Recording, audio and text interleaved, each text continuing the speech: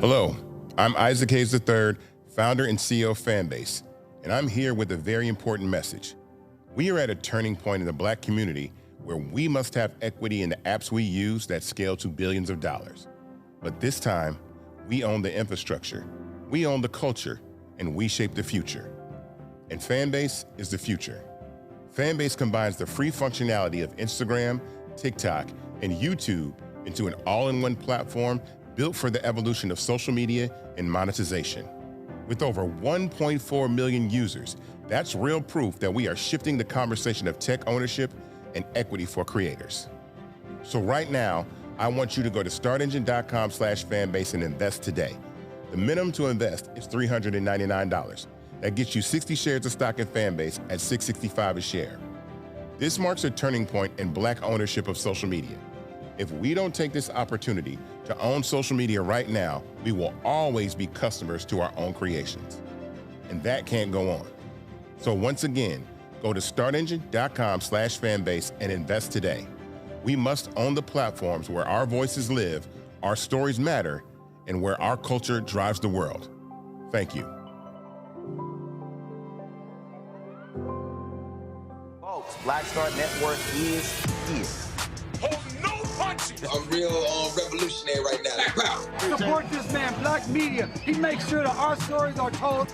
Thank you for being the voice of Black America, Roland. Stay Black. I love y'all. All momentum we have now, we have to keep this going. The video looks phenomenal. See, this difference between Black Star Network and Black-owned media and something like CNN. You can't be Black-owned media and be scared. It's time to be smart. Bring your eyeballs home. You dig?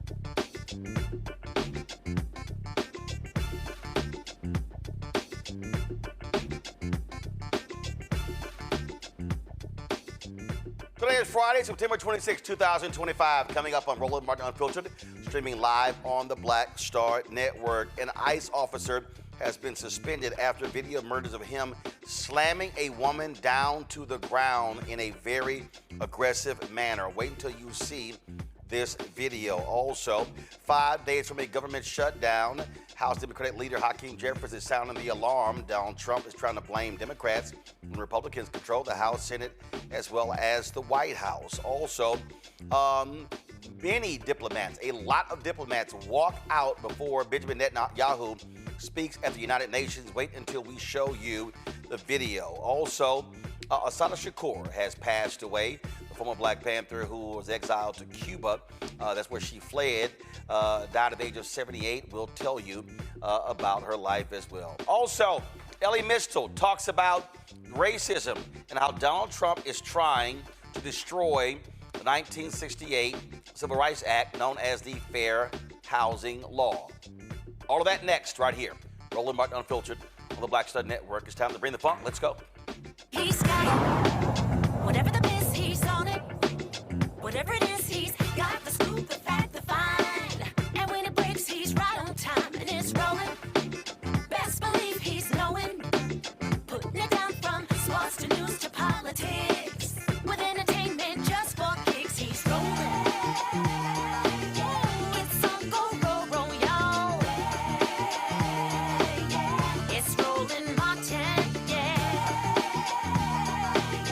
Rolling with Roland now. He's funk, he's fresh, he's real, the best, you know he's Roland Martin now.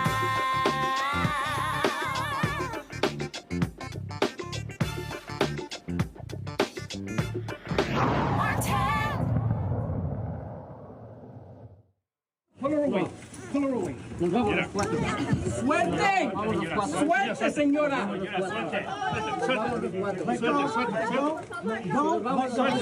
¡Suelta a la niña! ¡Suelta a la niña! ¡Suelta a la niña! ¡Suelta a la niña! ¡Suelta a la niña! ¡Suelta a la niña! ¡Suelta a la niña! No estoy haciendo nada. Quédate aquí, quédate aquí.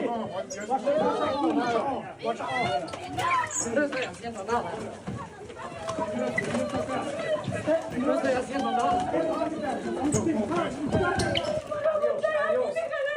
Adiós. Adiós. Adiós. Adiós. Come on, man.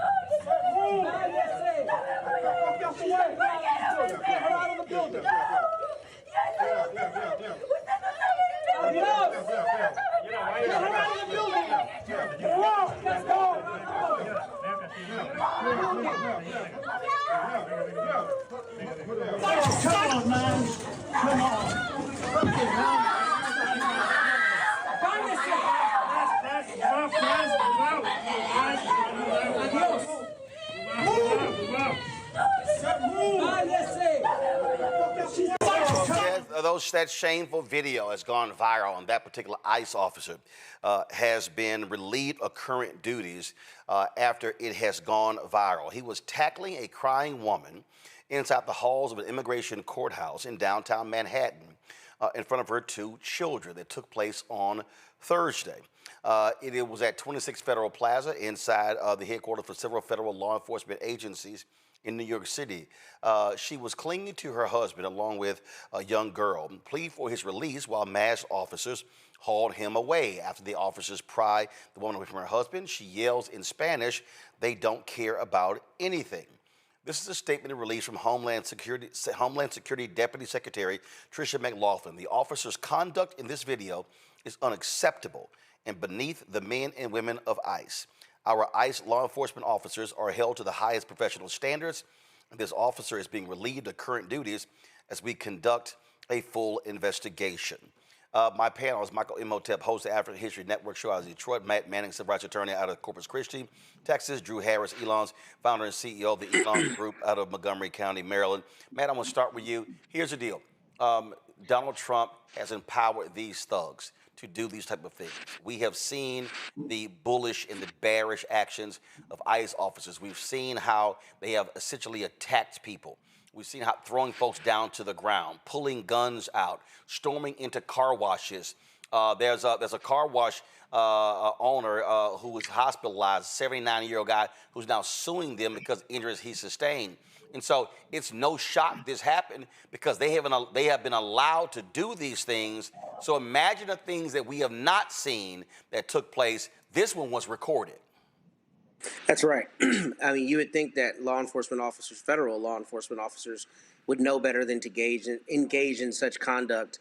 And I think, this is, an oversight by the administration in terms of just fomenting this kind of cavalier conduct from federal agents. But unfortunately, I'll tell you, I just tried a case in June involving the U.S. Marshals where it was a similar kind of thing. I think for a long time they've been empowered to have this kind of conduct and to undertake these kinds of actions. I think the difference now, though, is they're under a much larger microscope, considering the administration and the administration's trying to round up brown people and non-white people throughout this country. Now, I think the one thing that is potentially positive here is that I think this is a circumstance where the government will actually have liability. But to that end, I think the federal judges are going to have to be the line of defense between lawlessness and some kind of recompense for this poor woman and other people who are in this circumstance. Because what that person in, I don't remember the state you mentioned, but the elderly gentleman probably filed is what's called a Federal Tort Claims Act case. And to make it very short, federal law enforcement officers can be liable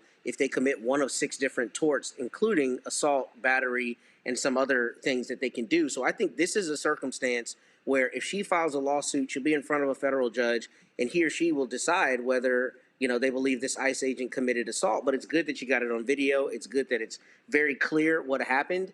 But it's sad that this administration has fomented this exact kind of tenor in this country, and that a federal agent would be empowered to do this kind of thing, despite the fact that they've got a bunch of witnesses, probably know they're being recorded, and I think there are reporters and photographers there. I mean, that's proof positive that this administration has let them off the leash. But here's the thing here, Drew. We've seen this.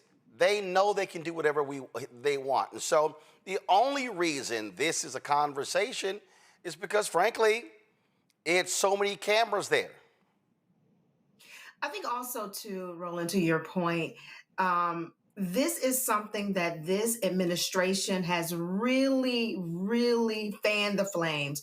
I believe it's performative that this gentleman has lost his job or is put on ice until, no pun intended, put on ice until there's some investigation. But I do not believe that anything is really, truly going to happen if media like yourself, Roland, and others are not tracking this story. I think it'll get swept under the rug because this is exactly what they expect for these people to do. This ICE iteration of ICE is about being thuggish and about doing whatever they needed to do. He felt emboldened even though the cameras were there. If there was any hesitation, he did not show it because he felt like he had the right to do so. Michael. Yeah, Roland. This once again is red meat to Donald Trump's white supremacist MAGA base. This is one of the reasons why they voted for him. This would distract them from a government shutdown where they could very well losing their Medicaid, losing paychecks, things of this nature. What we just saw is despicable, but also keep in mind now the budget of Homeland Security has been in ICE. They've been tripled because of the big ugly ass bill, and we're going to see more things like this. So it's good that this is recorded and this has gone viral, because this helps push back on some of this. But from reading the piece from the New York Times on this, her husband was at an asylum hearing at the courthouse. And a lot of these cases, when ICE shows up at the courthouse for arrest, they're arresting people who don't have a criminal record. Donald Trump said he was going after the hardened criminals and hunting down the bad guys, things like this, going after the worst of the worst.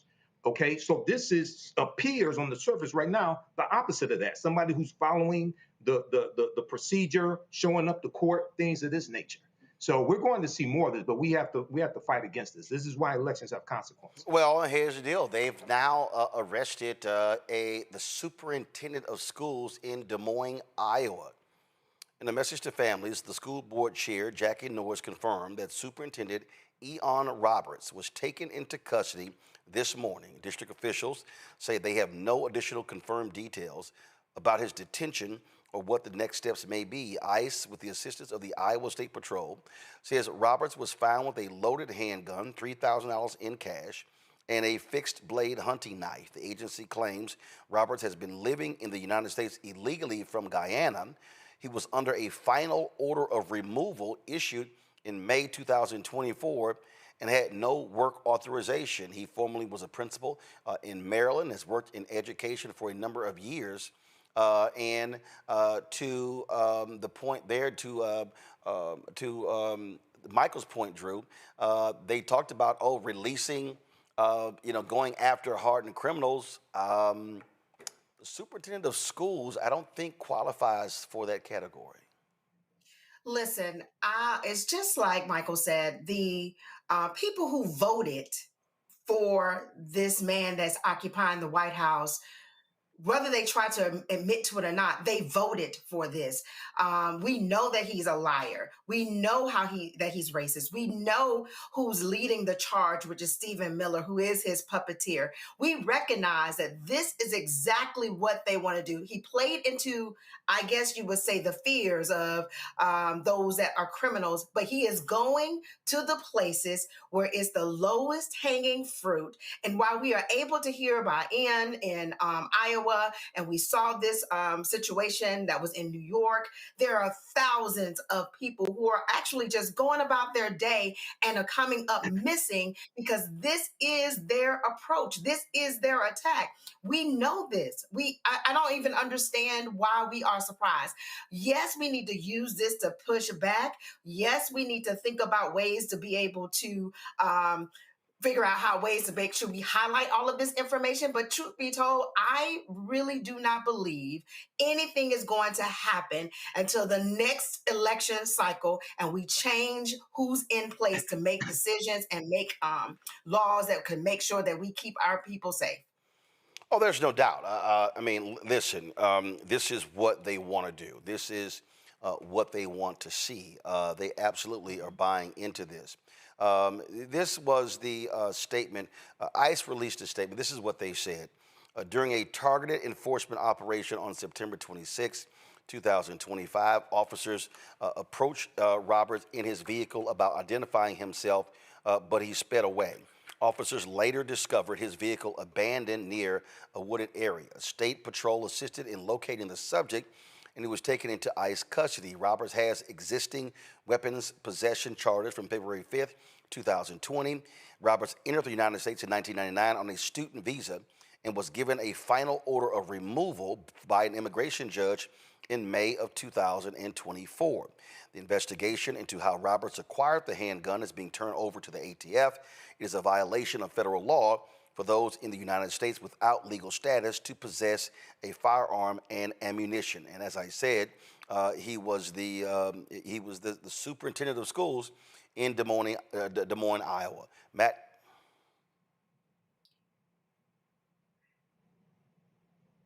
Matt, you're muted. My apologies. I said I think Drew was 100% right in her commentary. The thing I am a little perplexed by, though, is one, if those charges are allegedly from 2024, then that's obviously the prior administration. And what I'd be interested in knowing is how the Des Moines public schools, one, didn't have a contingency plan for this, or, how he was basically in that job if those things are true. That's definitely not to cast aspersions on him, but Des Moines, I just looked it up, their certified enrollment this year is 30,000 students. So, how you could have a superintendent who is in a status where there's a question about whether he's going to be enforced is a concerning thing. And I wonder, as this goes on, what we're going to learn about why, he was being targeted and what those charges came from. And that's to give him the benefit of the doubt. I mean, everybody should be presumed innocent. However, I think the larger point that Drew was speaking to is, the idea that Trump very often says things that we know are just patently false. And the rhetoric around rounding up immigrants has been, we're going to get these criminals. But I mean, if you're the PhD superintendent of a school district with 30,000 students, you are, at least presumed not to be a criminal. So I don't know how that happens, and I don't know how, if you are MAGA, how you jibe with what is being said, but what is true, and that is that they're rounding up people who are not known to be criminals, which is in direct contravention of what they're saying. But beyond that, I mean, I am interested in knowing more, because if there was an order of removal from last year, I think, we have to be truthful about the fact that that did not emanate from this administration, and I'm interested in the information around that, because I think that context is important. Michael? Yeah, Roland, I wasn't familiar with this case here. So we'll see how this turns out. It sounds like he was doing a good job here. He came in on a student visa. We do know that overstaying visas is a big problem as well, but there's a difference between coming in to the country illegally and coming in on a student visa and overstaying the visa. That happens a lot, okay? But they did come in legally. So we'll see how this plays out. Hopefully it turns out the best for him. But you hope that he gets some type of the benefit of the doubt, or there's some other details that we don't know about that are in his favor, because it sounds like he was doing a really good job in his position also. Absolutely. All right, folks, got to go to break. We come back. We're going to talk with Congresswoman Marilyn Strickland of Washington State. Lots happening this week. Director of the Black Caucus Foundation Annual Legislative Conference. We got a shutdown that's looming 5 days away. All of that will break down. You're watching Roland Martin Unfiltered on the Black Star Network. In my book, The Power to Persist, I share 8 simple yet powerful habits, a blueprint for transforming obstacles into opportunities and pressure into purpose. Just as they fueled my rise from the South Side of Chicago to a national stage. And on the Power to Persist podcast, I bring that blueprint to life.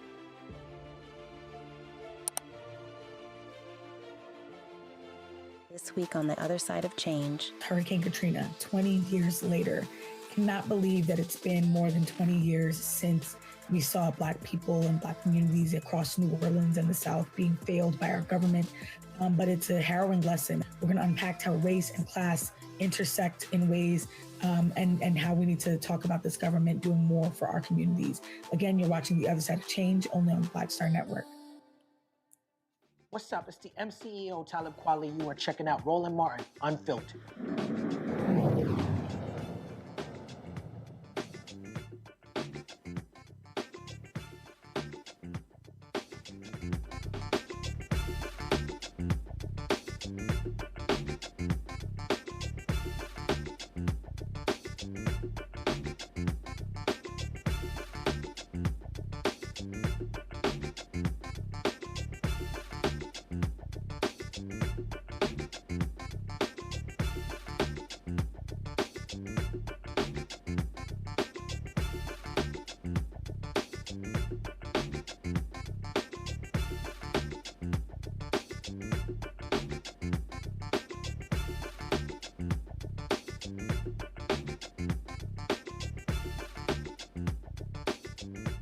Folks, we're 5 days away from a government shutdown. Donald Trump keeps saying it's Democrats' fault, saying they want health care for, quote, illegal aliens.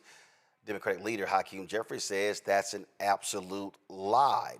This is what he had to say today in his news conference.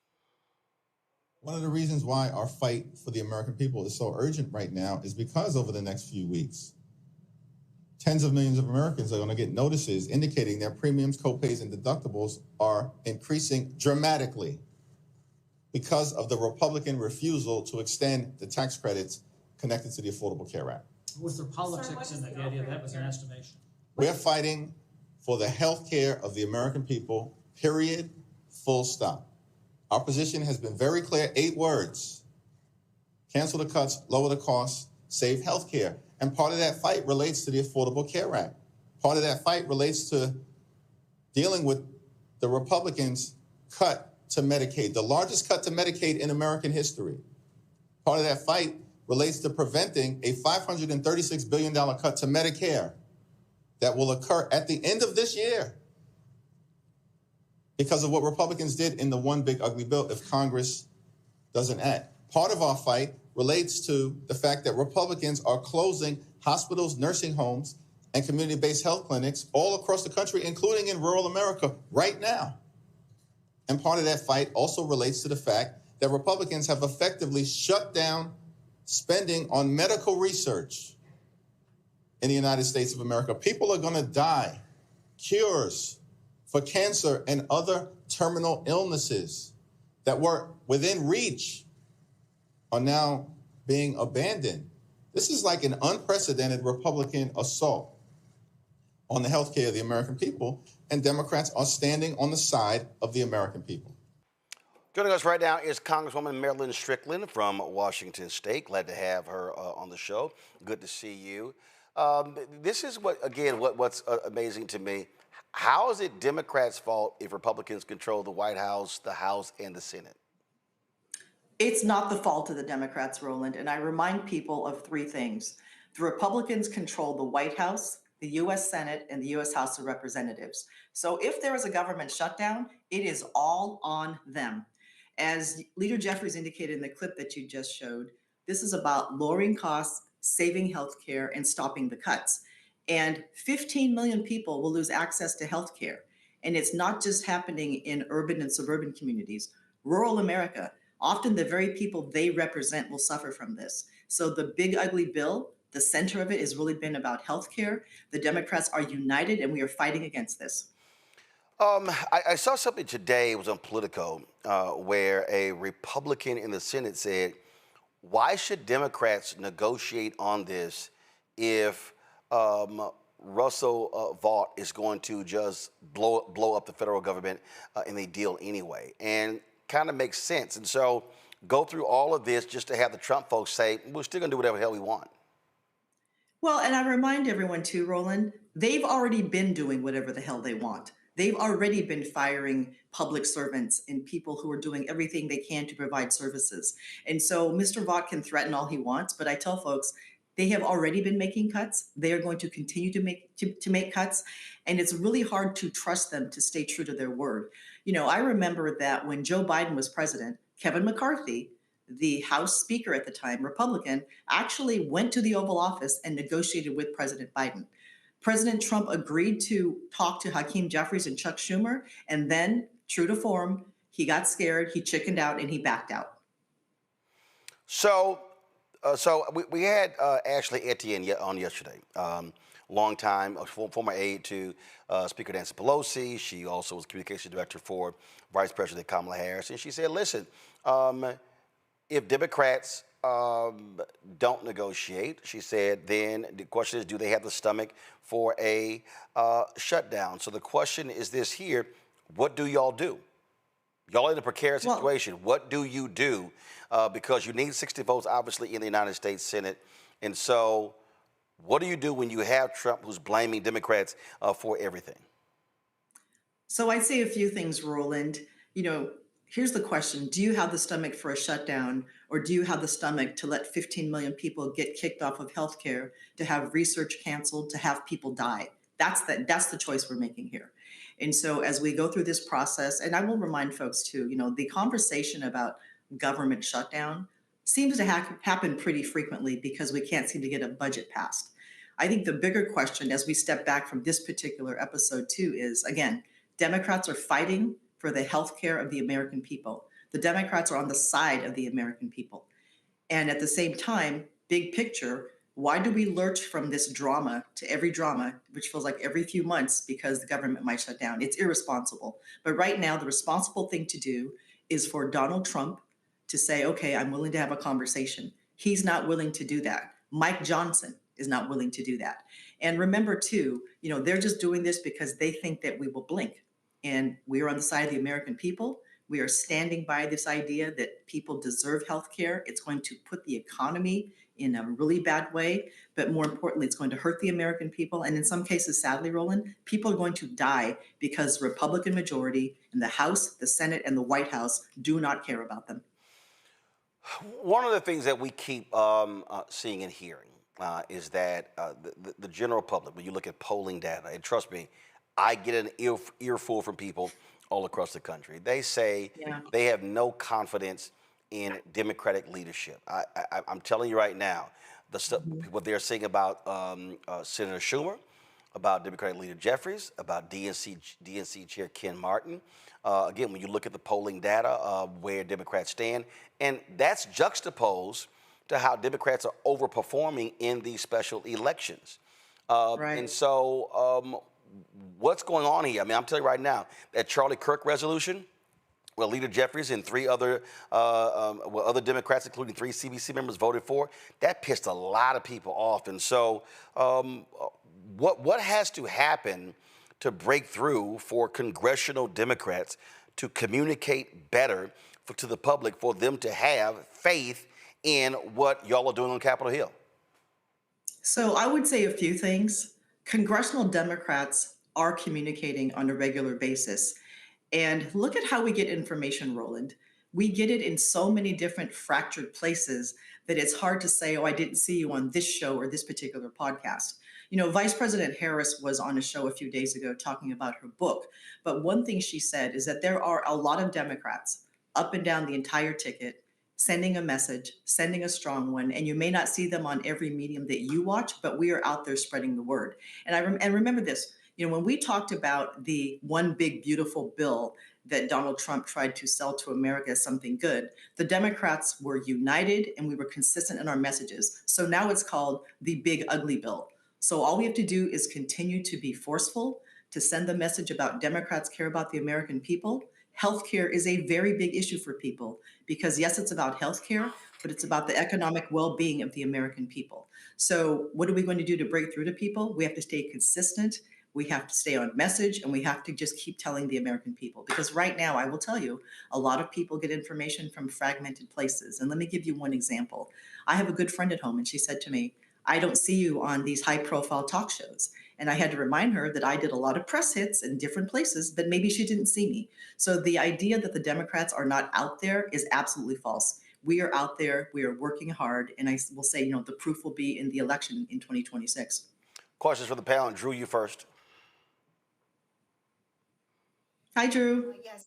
Hi, how are you? Thanks for joining us. I think, you know, I just wanted to say one or two things. You talked about communication, and I wanted to really focus on the messaging. I hope that the Democrats and Congress, that we just stand really, really strong and be clear, just like you said, about the fact that not only are we standing on the side of the American people, not only are we saying we're standing up for healthcare, not only are we doing those things, but I think we also need to flip the script just a little bit and speak to the fact that those that are in power, those that were elected, never really liked the government. And so why would you elect someone to lead the government who do not care about how the government can work for people, who do not care about the people that they serve, yet they're trying to lead in a way that will demolish our democracy and our rights and our health care? I think the key is to just be strong and to say that forcefully. How are you all communicating with each other and making sure that your talking points and the level of straight talk to the American people really making a difference between what the Republicans that are in charge stand for versus what the Democrats stand for? No, that's a really good question and a good point. And there are a couple things we have to do. Number one, we have to stay disciplined and on message. And we have to use plain, simple language that the American people understand. You all know that sometimes we are here in Washington, D.C., in this political bubble, the gateway bubble, and we use language to say things, and we think that the average American person who's just trying to live their life every day, go to work, raise their kids, take care of their elders, are paying attention. We need clear, succinct, straight language. But I think you raise another point that's really good, and I've been saying this for a while. We have to define who the Republicans are because they always define who we are. But we cannot fall into the trap of people saying to you, well, good, you're talking about them, but what do you plan to do? And that's why we're doing both. We're defining the GOP as the party that bends the knee to Trump, that does not care about the American people. And there's a clear contrast. Democrats are fighting for your health care and your economic well-being. The Republicans want to tear it down. And I sometimes, I serve on 2 committees that have a lot of bipartisan support, but there are times when I hear colleagues across the aisle talk about how they hate government. Everything's bad. They want to tear it down. And I want to ask the question you asked. If you hate government so much, then why did you run for office? Anytime we do anything, we should want to make it better. No disagreement there. But they want to burn down our institutions. They want to create a climate of mistrust. And that's everything. Government, the media, all of our institutions. They want to tear them down so that people don't trust them. And when people have mistrust, they're easily led to do the wrong thing. And anything, for example, like an election can be questioned. So you're absolutely 100% correct. We have to define them clearly and succinctly. And again, contrast that with the fact that the Democrats are fighting for the American people. We are fighting for your health care, and we're fighting for democracy and your economic well-being. Michael. All right, Representative Strickland, thanks for coming on today. So when we look at the potential for a government shutdown, and I am for shutting this stuff down, how do Democrats negotiate opening the government back up? The reason why I say that is Supreme Court just ruled today that Trump can freeze another $4 billion in foreign aid, but it was already appropriated by Congress. So if Democrats can negotiate something with Republicans, reducing healthcare cuts, saving Medicaid, things of this nature. And we know that we need 60 votes in the Senate, which means Republicans need some Democratic votes. What type of guarantees do we have that Trump won't renege on that? And then we're back in another predicament. I mean, that's the inherent problem, isn't it? We can't trust Donald Trump to do the right thing. He doesn't obey the rule of law. He doesn't care about the checks and balances. And so, again, we come back to what we stand for as Democrats. We want to stop the cuts. We want to lower costs. We want to save healthcare. Those 3 principles are not going to change. I also want to point out, too, that whenever there's a discussion about shutting government down, unfortunately, it turns into this, it's their fault. It's their fault. But at this stage in the game, the Republicans have only themselves to blame. They control the White House, the U.S. Senate, and the U.S. House of Representatives. They refuse to come to the table to have a conversation. Donald Trump said yes, then he said no. So as far as we're concerned, they get to take full credit for any shutdown because they, in fact, are the ones who will cause it. Matt. All right, thank you.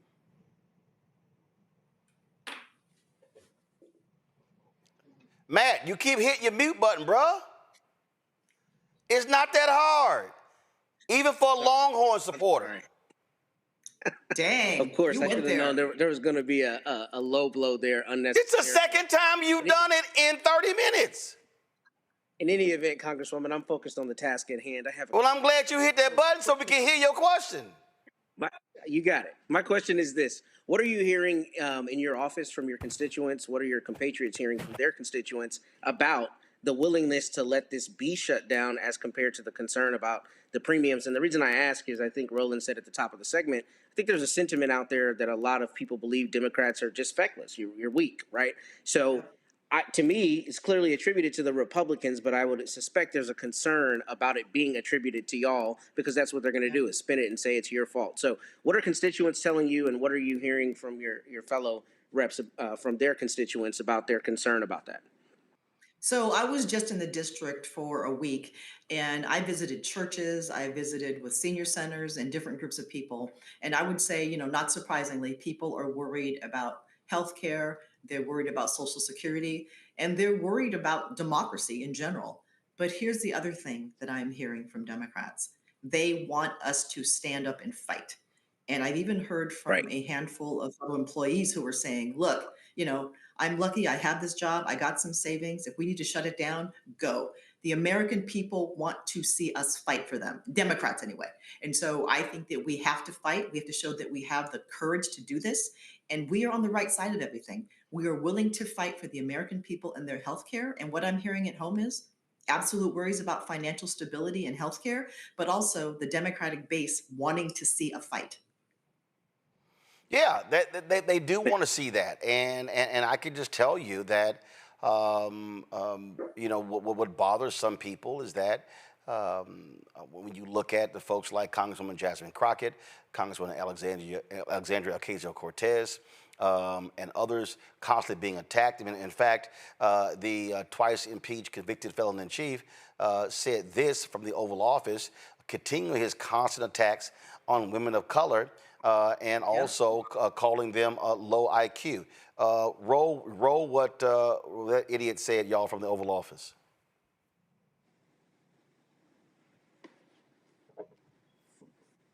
All right, it's the clip. It's the clip from the Oval Office where he was. The question was asked about Congresswoman Jasmine Crockett and Congresswoman Ilhan Omar. Jasmine Crockett.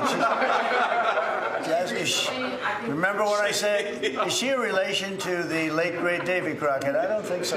Jasmine Crockett, let me tell you, before you even ask, she's a very low IQ person. I mean, if we ever had to pass an aptitude test, that's the one should take one because she shouldn't even be in the crowd. So I have no idea what you're going to, but I don't think we should waste our time. This is a low IQ person who I can't even believe is a congressperson. Between her and Ilhan Omar and the group. You know, I met the head of Somalia. Did you know that? And I suggested that maybe he'd like to take her back, and he didn't want her. He said, "I don't want her." Okay, what else? Go ahead. You want? Let's hear what Crockett said. Go ahead. She compared ICE raids to slave patrol. I want to ask you. To slave? To slave patrol. I want to ask you if you think that there should be consequences for members of Congress who make these types of comparisons or use this language. Well, I think she's gone over the line. Again, that's what he constantly does. He did the same thing last time, and he's actually intimidated by black women and women of color. That is absolutely true.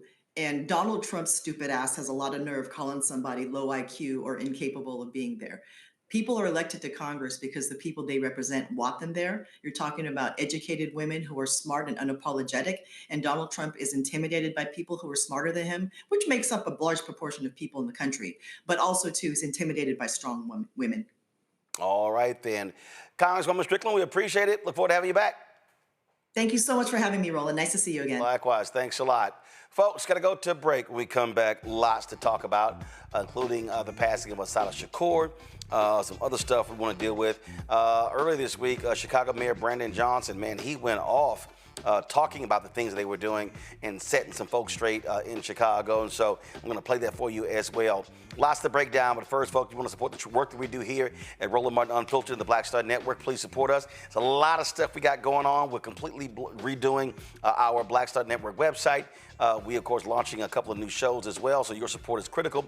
And so you want to give to us via Cash App. Use the Stripe QR code. You see it right here, your bottom left corner.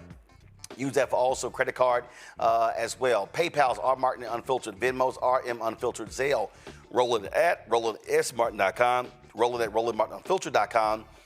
Checks and money order, make it payable to Roland Martin Unfiltered, P.O. Box 57196, Washington, D.C. 2003 7-0196. Back in a moment. Said the quiet part out loud. Black votes are a threat, so they erased them. After the Supreme Court gutted the Voting Rights Act in 2013, Republican legislatures moved fast. New voter ID laws, polling place shutdowns, purges of black voters from the rolls. Trump's Justice Department didn't stop it, they joined in. In 2018, his DOJ backed Ohio's voter purge system, a scheme that disproportionately erased black voters. Their goal, erase black votes and political power. Yeah, that happened. These are the kinds of stories that we cover every day on Roland Martin Unfiltered. Subscribe on YouTube and download the Black Star Network app. Support fact-based independent journalism that centers African Americans and the issues that matter to our community.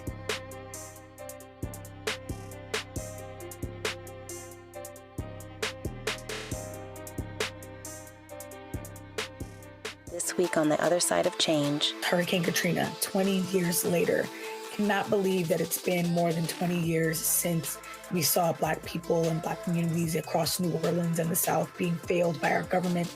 But it's a harrowing lesson. We're going to unpack how race and class intersect in ways and how we need to talk about this government doing more for our communities.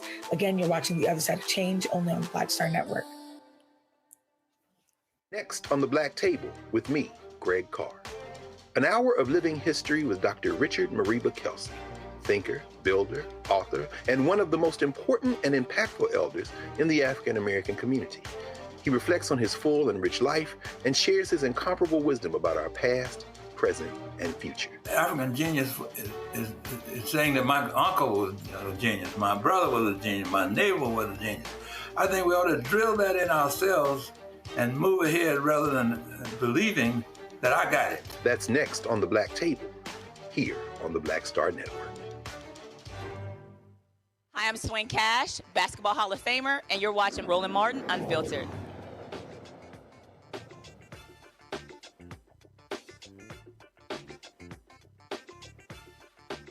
So what's the deal with all these crazy, deranged right-wingers and their constant attacks on Black women and their looks? You've got crazy, deranged Laura Loomer, who is a Donald Trump close aide.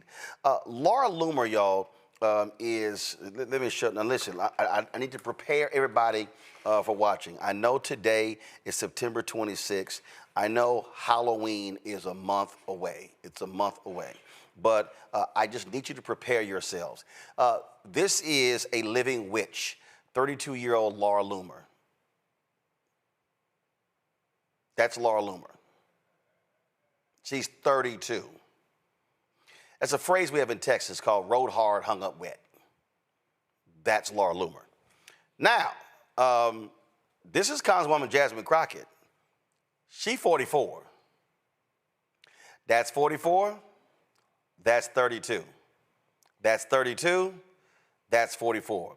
Laura Loomer should not be calling anybody, I mean anybody, ugly. I'm just saying. Well, Congressional Black Caucus is happening this week, CBCF ALC, and at one of these forums, Congresswoman Crockett, she had a few words to say. I know that some may think that I am, younger than I am. 25. But just so y'all know, I am 12 years older than Laura Loomer.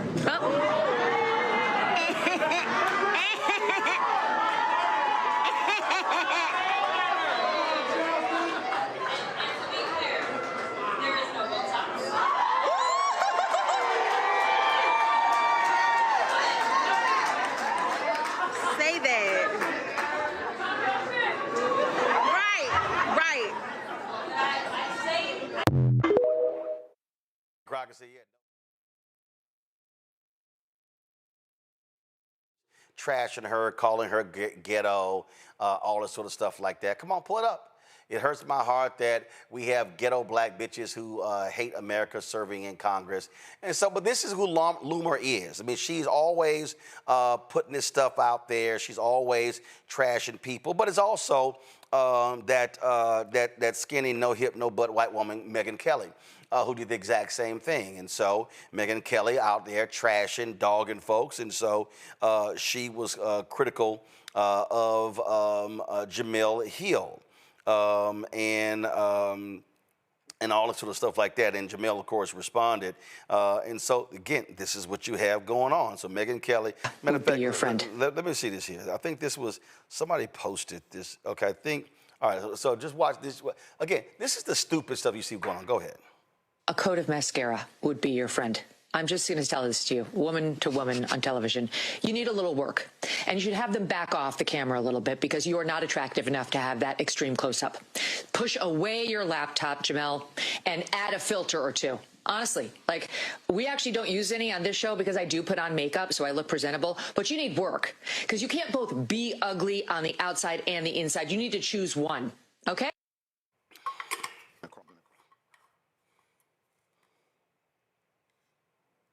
Worry about than what the Jemele Hill saying. You got more pressing things to worry about than what's coming out of my mouth, according to Don Lemon. So if I were you, I'd deal with that and worry less about what I'm wearing.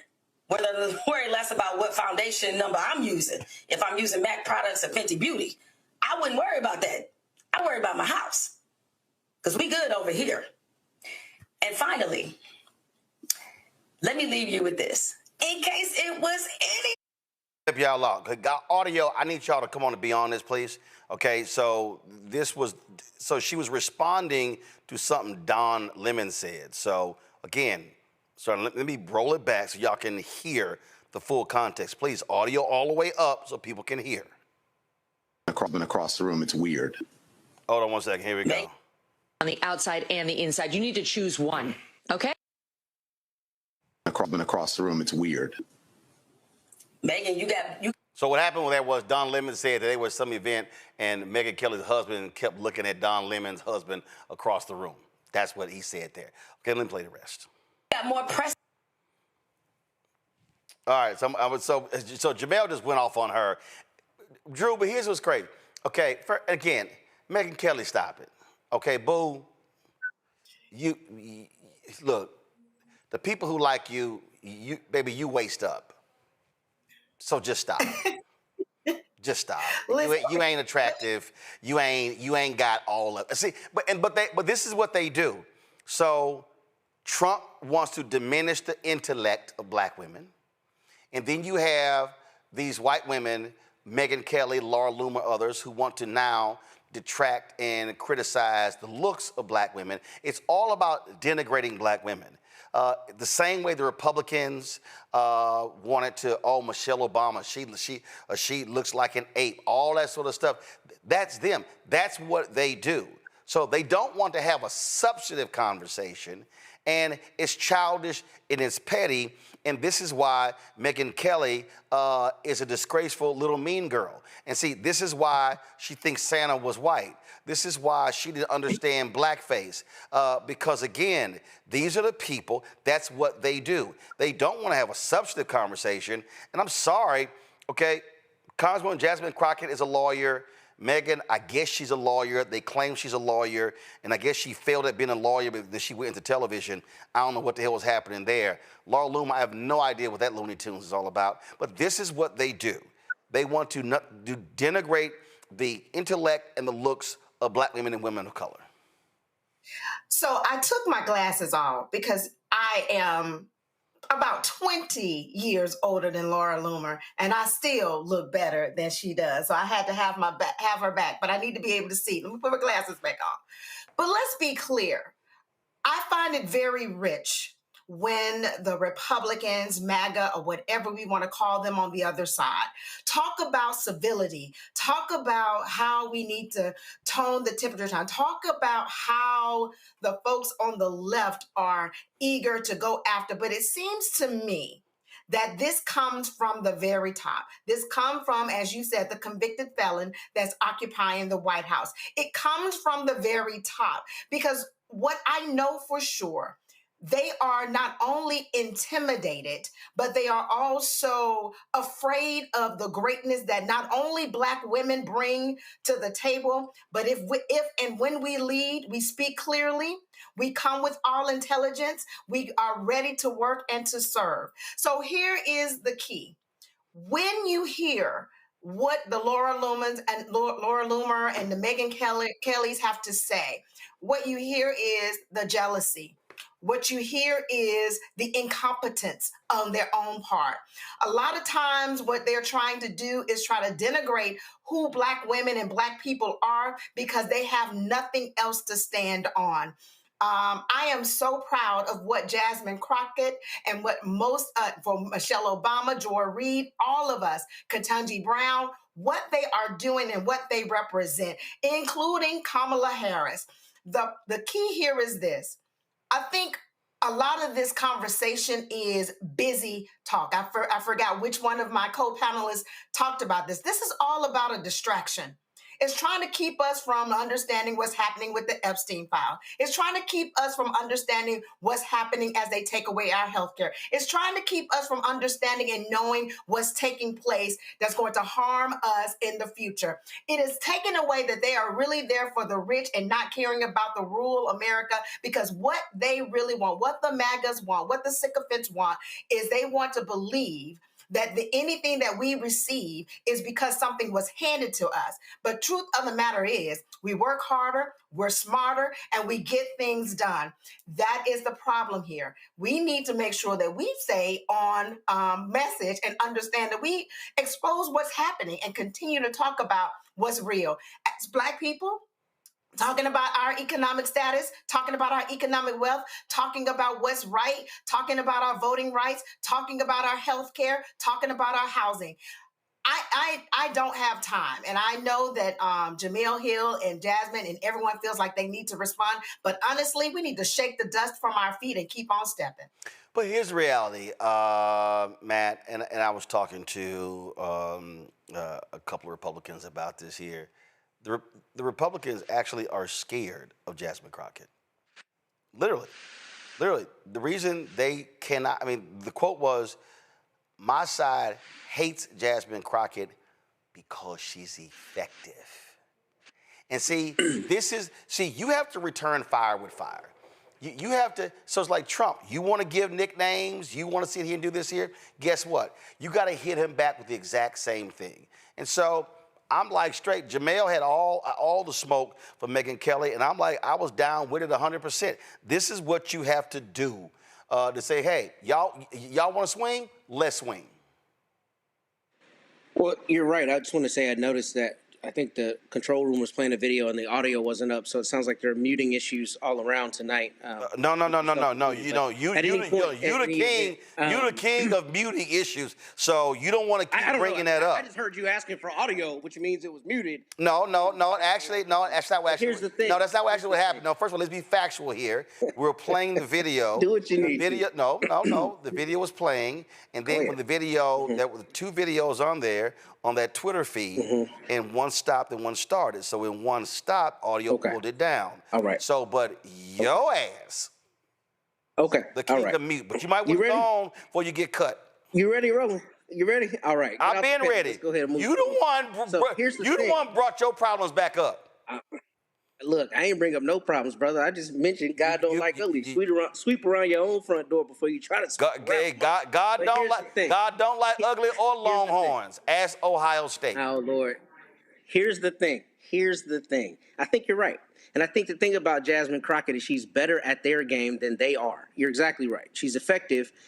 She's sophisticated. She's brilliant, but she's very good at the sound bites. And I'll tell you, I think we live sometimes or all the time now in a very unserious world. I think we should be, repulsed by the fact that a lot of our politicians are always seeking sound bites. However, I think strategically right now it's necessary to have somebody who's an effective communicator for the pushback. And Jasmine Crockett is the exemplar of that. So, yes, you're exactly right. They are afraid. But I actually want to address a different element of this that I haven't heard addressed yet. You know what really especially bothers me about the Laura Loomer comments is the fact that white people love to cosplay with anything Black or what they think is urban or hip-hop all the time until they need to reclaim whiteness because they think that gives them some superiority. That isn't every white person, of course, but we see that all the time. You look at, Russell Simmons' comments from years ago about 70% of hip hop being bought by white people. Anecdotally, that is true. Young white people all the time will tell you about how they listened to this record, how NWA was so important to them back in the 90s or whatever. But then when it becomes advantageous to distance themselves from Blackness, they start to denigrate it. And that's exactly what you see Laura Loomer doing. I don't know her background, but I guarantee you, she's listened to hip hop records and talked about how she likes some rapper. But then when it becomes advantageous to tear down a Black person, it's now calling them ghetto and Black and all these things that you would otherwise be embracing. And I think that's an insidious thing. And I think it is proof that often white people are going to cosplay when it's advantageous and then, reclaim their whiteness when they need to be back on a pedestal. And that's what I saw when I first heard those tweets that just really infuriated me. Yeah, and you also really shouldn't call people ugly when you literally went from this to this. Like I warned people, Michael, I gave them a trigger warning. Yeah. Wow. Wow. Well, maybe, maybe she's dressing up for Halloween early. I don't know. But only in this crazy administration with Laura Loomis. Somebody posted this here. My little granddaughter just won't take off her Laura Loomer costume. Isn't she precious? Okay, that was funny. I got to admit that was funny. Michael, go ahead. People should look in the mirror first before they call somebody ugly. But to Matt's point, yes, you have Republicans, many of them who fear Jasmine Crockett. Jasmine Crockett is brilliant. She looks younger than she is. We know white women don't age very well. I'm gonna go ahead and say it. It just we know a lot of times they don't. That's just the truth. That's just the truth. But also, this is the same antipathy that Charlie Kirk had for black women as well.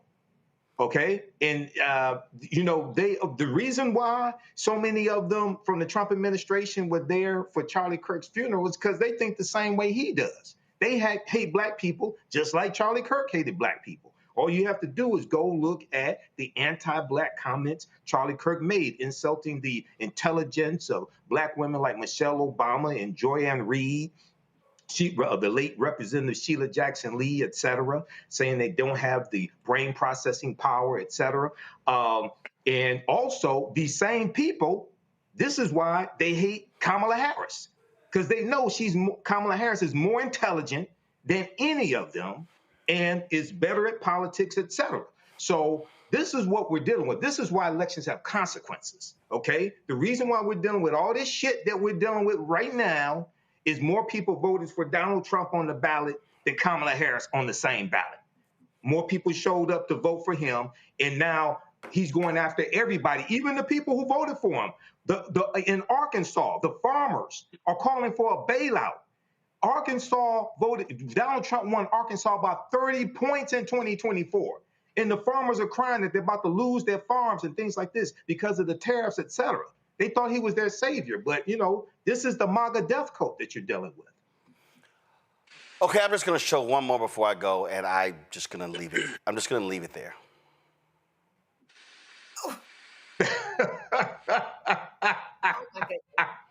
Oh my God!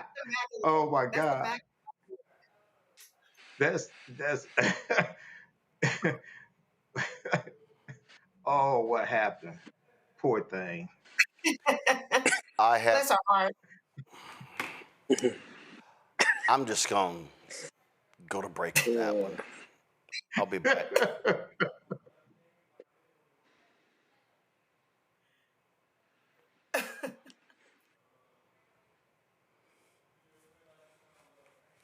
They said the quiet part out loud. Black votes are a threat, so they erased them. After the Supreme Court gutted the Voting Rights Act in 2013, Republican legislatures moved fast. New voter ID laws, polling place shutdowns, purges of black voters from the rolls. Trump's Justice Department didn't stop it, they joined in. In 2018, his DOJ backed Ohio's voter purge system, a scheme that disproportionately erased black voters. Their goal, erase black votes and political power. Yeah, that happened. These are the kinds of stories that we cover Brandon every day Johnson on ready. Roland Martin Unfiltered. Subscribe on YouTube and download the Black Star Network app. Support fact-based independent journalism that centers African Americans and the issues that matter to our community.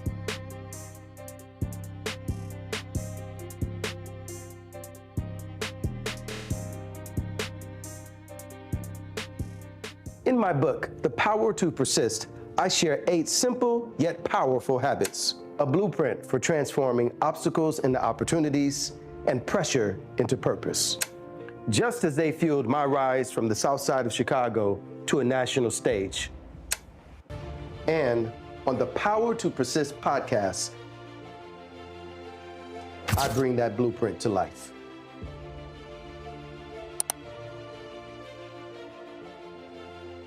Hey, I'm Malcolm Lee, and you're watching Roland Martin Unfiltered.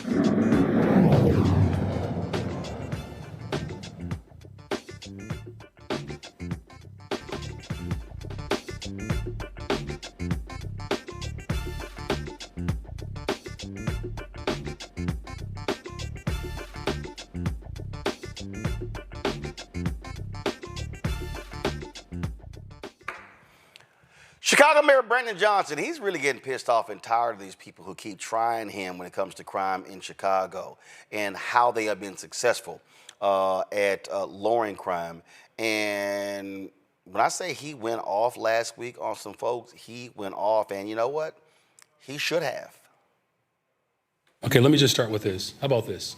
In 1974, there were 970 murders. Okay, 1995, there were 828 murders.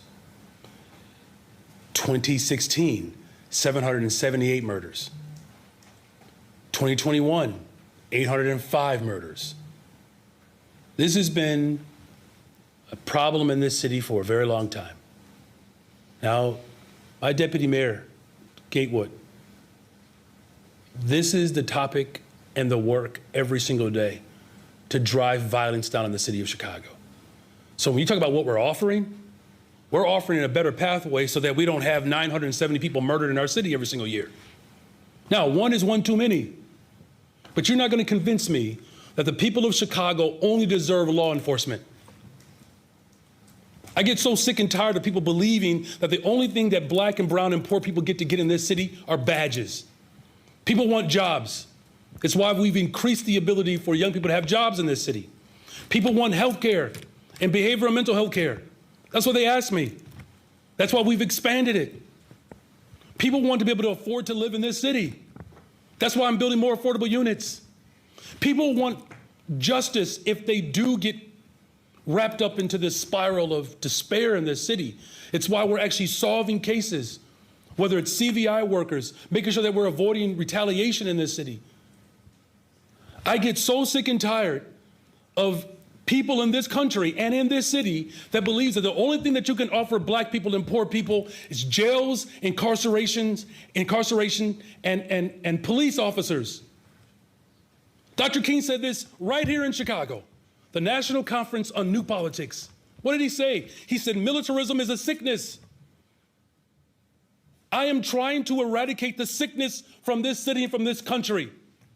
But people To offer, no, listen, Mark, I get to answer my question now. You've asked it. But people, No, Mark, I'm answering my questions. Of course they are, but you're not going to be able to avoid that if we don't do the things that actually work. We are not split on this issue. The fact of the matter is, no one has asked me to send federal troops into this city to make it safe. It has never come up. It never came up during the campaign. It's never come up in the first 2 years. The fact of the matter is, we are driving violence down on this city, and we're using every single resource that's available to us. Jails and incarceration and law enforcement is a sickness that has not led to safe communities. I'm going to work hard every single day to protect the people who are caught up in violence in this city. Guess why? You want to know why? Because the vast majority of them look like me. This president has never asked a very simple question to me, Brandon Scott, Barbara Lee, Randall Woodfin. He doesn't talk to black mayors about what it's like to live in communities that have been disinvested in.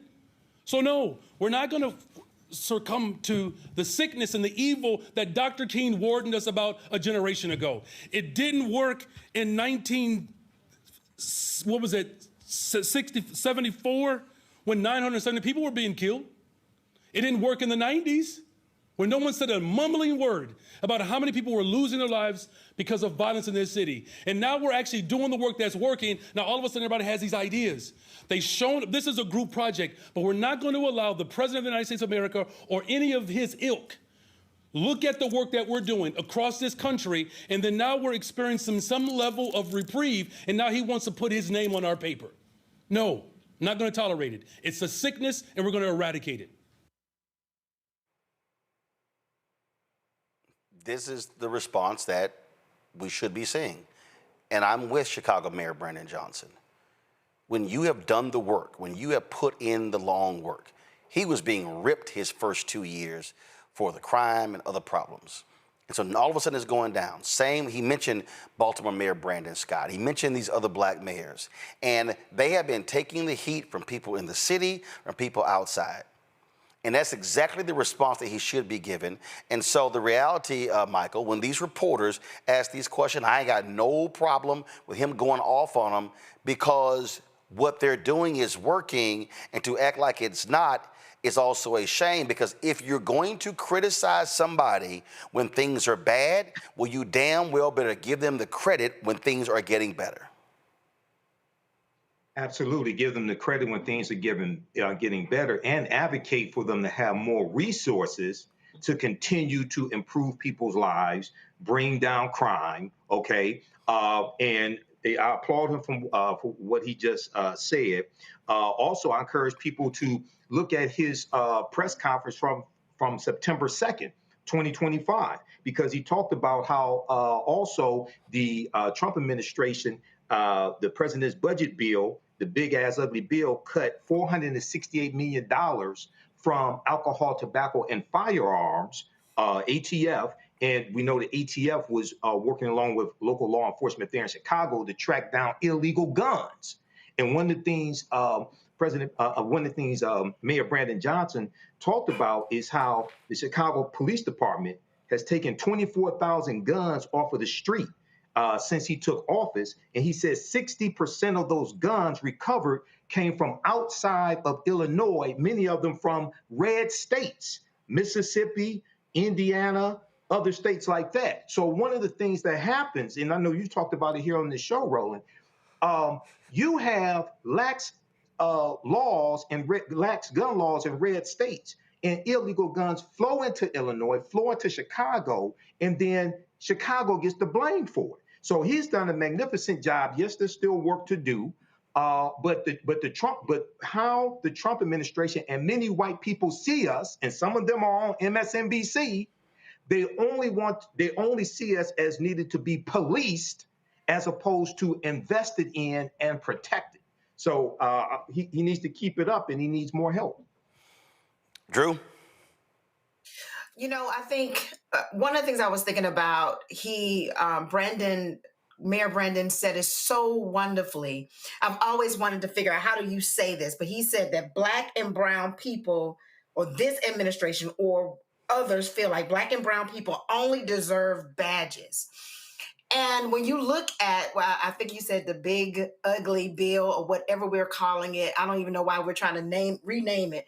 This particular bill has cut community block grants. What are community block grants? What are they used? The community development block grants. They are used to create affordable housing. They're used to be able to build community infrastructure. They're used for public services like job training and youth job training. They're used for neighborhood revitalization. All the things that Mayor Brandon is talking about, and all of the mayors around this country, that is what is needed, providing the services to help lift the communities out of poverty. I remember way back growing up in Birmingham, Alabama, when we used to have the youth job training program. Every year, there was something for the youth to do in the summer to get a skill, to earn money, and to stay off the street. At the end of the day, these mayors are working with the resources that they have, and instead of this convicted felon that's in the White House coming and saying, hey, let's do more to make the communities safe by providing opportunities, they feel like sending badges and sending military in order to be able to impact and really continue to demolish the communities that we have. So I applaud him for being able to stand up and speak truth to power. All of these cities, what they need are resources in order to support those who are in need. Listen, it makes all the sense to me, Matt, and I just think that this is how you just have to react. I think, listen, you cannot kowtow, you cannot bow down, you cannot bend, and when you are doing the work, hey, man, talk your shit. Women lie, numbers don't lie. And I think data is the way to approach it. Because I think when you come out and you delineate exactly what those numbers were, that dispels any myths. And we've talked about this on this show many, many times. But here's the thing. Part of this Republican playbook right now is a disregard for the truth, because the truth doesn't matter if all you're trying to advance is your narrative. So the only way to push back against that is to say, here's what's actually happening. Here's why what they're feeding you is garbage. And here's why what we're doing is working. And I'm glad that he took this stance. But another thing I'm very glad about is I'm glad that he is passionate, because I think it's important A lot of times, Black people in elevated spaces can be concerned about looking too passionate because of all the unwritten rules and microaggressions and BS that we have to deal with. And I like that he was unbridled. And he said, no, you asked me a question, I'm finna answer it. I think that's important because I think what we're seeing is patent dishonesty. And I think we're seeing, you know, an administration, the Trump administration, and Republicans around the country who are echoing the same kind of sentiments, who are just saying things that are patently false and easily disproven. And I'm glad that he stood on business, so to speak, as it relates to the numbers and how the trend is going down. And I think it's really important because we saw that same thing in D.C., right? I mean, you just point and say crime's running rampant here, but the data shows that that's not actually the case. And I think there needs to be a continued onslaught of you are lying, and here's how I can show that you're lying. Yeah, and you got to actually say, you lying. Stop lying. Yeah. To me, I don't think you can dance around this thing. You can just sort of, you know, use other certain, no. You got to call this thing what it is. And that, to me, is just how I see it. And I just think too many people are not trying to do that. All right, y'all, got to go to break. We come back. Ellie Mistel, we talk about how Donald Trump and MAGA, they want to pretty much gut the Fair Housing Act, that third piece of civil rights legislation from the 1960s. I'll have that conversation next, right here. Roland Martin Unfiltered on the Black Star Network. On the next Get Wealthy with me, Deborah Owens, America's Wealth Coach, we talk about the principles of mindset, strategy, and execution. This week, we're adding a fourth, faith. You're going to hear from a mother and daughter duo who are helping thousands of Black women build wealth, all through their faith. You are more than you can ever imagine. Not just obtaining things to show that, but seeing yourself. Making your faith work for you. That's right here on Get Wealthy, only on Black Star Network.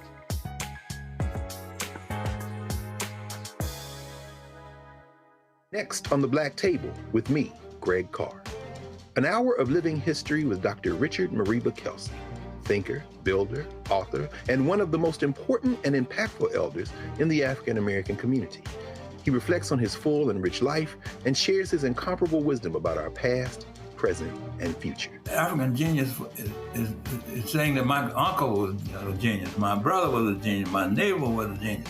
I think we ought to drill that in ourselves and move ahead rather than believing that I got it. That's next on the Black Table, here on the Black Star Network.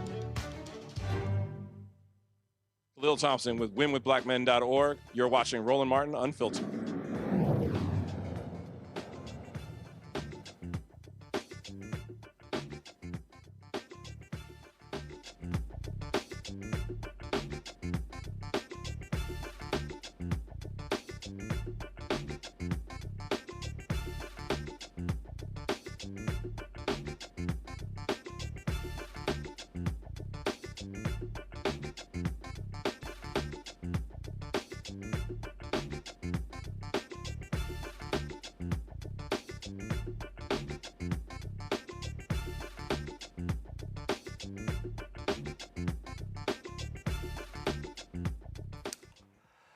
April 4th, 1968, Reverend Dr. Martin Luther King Jr. was assassinated in Memphis, Tennessee. The next day, President Lyndon Baines Johnson sent a letter to the House saying it is time that they pass the bill Dr. King gave his life for. What many people don't understand is that the Fair Housing Act, or the Civil Rights Act of 1968, is often the least talked about of the three civil rights bills that were signed in the 1960s. The Civil Rights Act of 1964, the Voting Rights Act of 1965, and the Fair Housing Act of 1968. Now, after those first two bills were passed, what happened was Republicans and Democrats in the North, they joined forces. Republicans, they joined force with those Southern Democrats in the South because they didn't want Black people living in their neighborhoods. They said, okay, fine, public accommodation, we're good. Voting, we're good. We ain't trying to have y'all live in our neighborhoods. So you know what happened? That was a filibuster in the United States Senate. It was Black Republican Edward Brooke from Massachusetts who actually led the effort to stop the filibuster in the United States Senate. But it was still being upheld in the House. So after Dr. King was killed, LBJ said it's time to pass this bill. 9 days later, it was signed into law. This is what LBJ said in 1968. Even while President Johnson talked to Chancellor Klaus about America's responsibility in a time of crisis and challenge, word came from Capitol Hill that Congress had passed and sent to the White House the Civil Rights Act of 1968.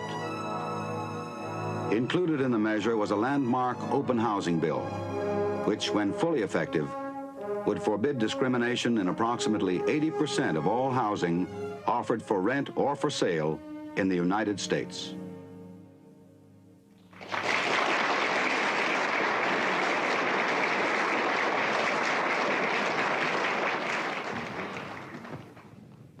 I do not exaggerate when I say that the proudest moments of my presidency have been times such as this, when I have signed into law the promises of a century. I shall never forget that it is more than 100 years ago when Abraham Lincoln issued the Emancipation Proclamation. But it was a proclamation, it was not a fact. And in the Civil Rights Act of 1964, we affirmed through law that men equal under God are also equal when they seek a job, when they go to get a meal in a restaurant, or when they seek lodging for the night in any state in the Union. And now the Negro families no longer suffer the humiliation of being turned away because of their race. In the Civil Rights Act of 1965, we affirmed through law for every citizen in this land the most basic right of democracy, the right of a citizen to vote in an election in his country. In the 5 states where the act had its greater impact, Negro voter registration has already more than doubled. Now with this bill, the voice of justice speaks again. It proclaims that fair housing for all human beings who live in this country is now a part of the American way of life.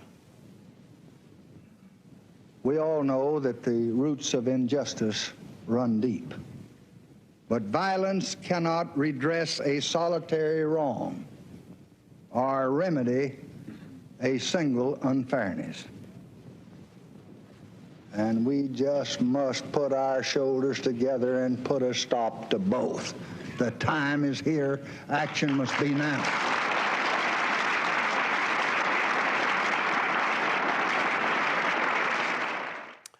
Well, Donald Trump and MAGA want to gut that very act. I talked with Ellie Mistel, justice correspondent with The Nation, this week at Congressional Black Caucus Foundation, ALC, about this very issue. Here is our conversation. I've been talking the last 8 months about how MAGA wants to defund Black America. They're going after every single infrastructure in Black America. The downfall of America began with the Civil Rights Act. Charlie Kirk often talked about, how it was a massive mistake. So folks need to understand what's at play here.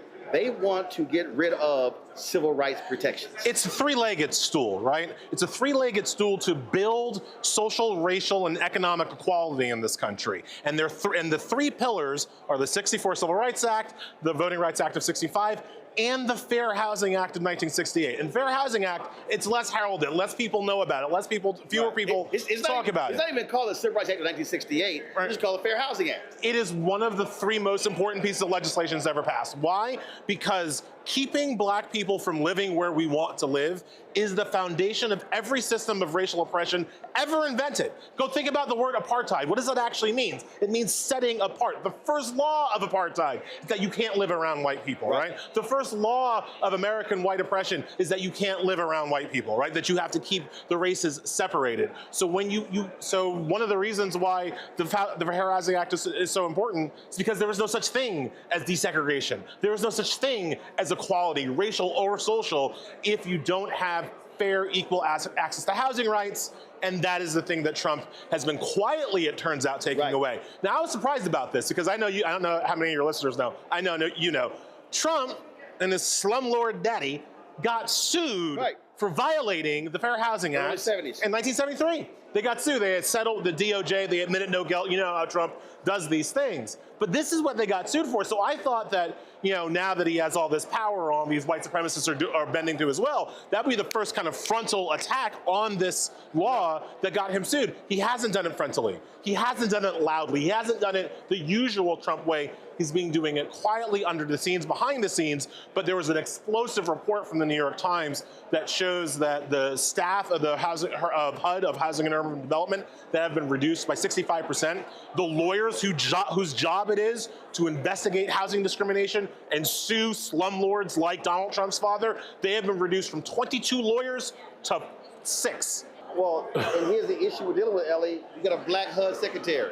You know how Democrats always like to make the Department of Defense like the place to rehire a Republican? Republicans always like to make HUD the place where they hire one black vote. They had Ben Carson running the HUD department. Ben Carson, who was a doctor, right, was running HUD. Are you kidding me? Because it's the black job for them. But this black HUD secretary, he's no better than any of the white supremacists in the administration. He is willing to undermine and destroy the Fair Housing Act. The HUD usually issues 35 challenges over housing discrimination a year. So far in the Trump administration has been 4. So I had ProPublica, they had a report, and I had them on the show, where there was a case out of Texas where they had the evidence that these white folks in this HOA discriminate against black people. What does Trump do? They drop the case. Absolutely, and that's what they've been doing. The head of the deputy undersecretary, the person at the Department of Justice who's supposed to be making these suits, he wrote 2 memos, and in one of the memos he said that he wasn't going to pursue tenuous theories of racial discrimination anymore. One of those tenuous theories that he highlighted was racial discrimination in housing appraisal. Now, Roland, you own your home, I own my home. If you were talking to a black person who owned their home, who was about to sell it, what's the first thing you would say?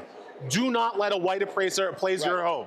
It's the first thing you would tell them. And if it's going to be a white appraiser, you'd be like, and if it's going to be white, then have a white family, take down all your black art, make sure a white family is standing in for you, because we know that white people will undervalue our homes. And again, that's just not like word of mouth talking. The Brookings Institute did a study on this. They found that black-owned homes in black neighborhoods were undervalued by 20%. And this costs, and this goes to your point about the economic attack on our community from this administration. Racist home appraisals alone cost our community $162 billion. And that's from the Brookings Institute. I'm not doing the math. But it's not even just the Brookings Institute. That was a major piece under Biden-Harris.